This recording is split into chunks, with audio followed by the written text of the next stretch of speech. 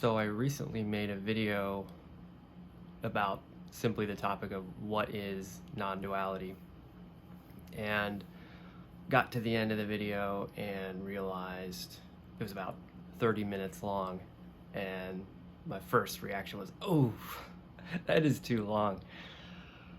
It's a good example of how it can be a fairly simple concept, and yet we have a tendency to overcomplicate it.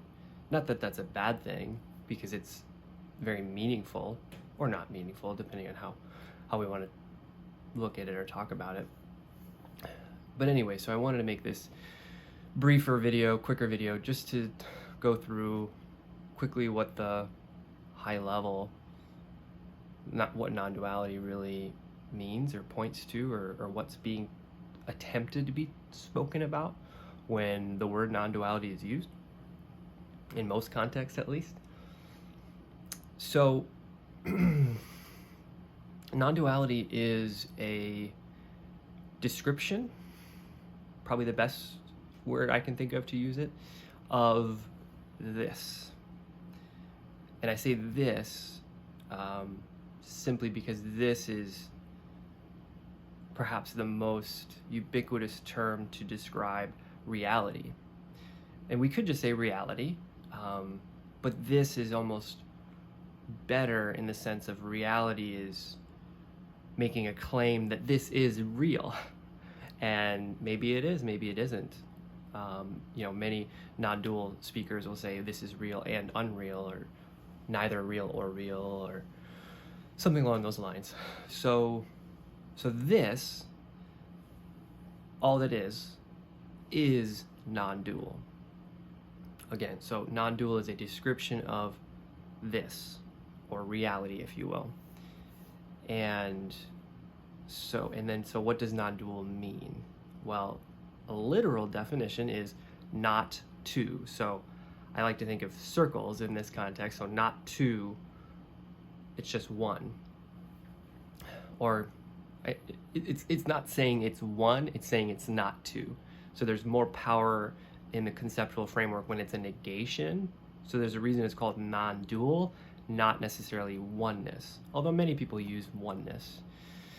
So non-duality is often a realization had through spiritual paths, but doesn't necessarily have to be. It can be conceptualized and pointed to without necessarily having had that non-dual realization. But it just comes a lot more flowing and naturally when there has been some sort of, call it experiential insight into the nature of reality, which is non-dual. And just the simplest way that I think of it, at least, again, is to go back to the circles and say the human experience is very often this, that there is the raw, gross experience of this through our senses, thoughts, body, etc. And then there is this seeming essence of experiencing that. So I have a body, I have thoughts, feelings, etc. And that's a separation. So another way to think of non-duality is non-separation. And so what ultimately is recognized as always having been the case when we're talking about non-duality, whether experientially or conceptually, ideally both, there is a collapse of that duality, recognizing that there isn't any such thing as duality. It's all illusory.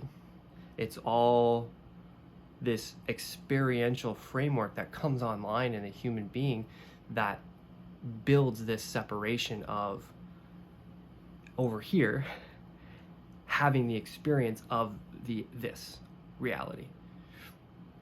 And so again, non-duality collapses that to where there isn't any separation between the experiencer and the experienced, subject, object, and it just becomes the experience.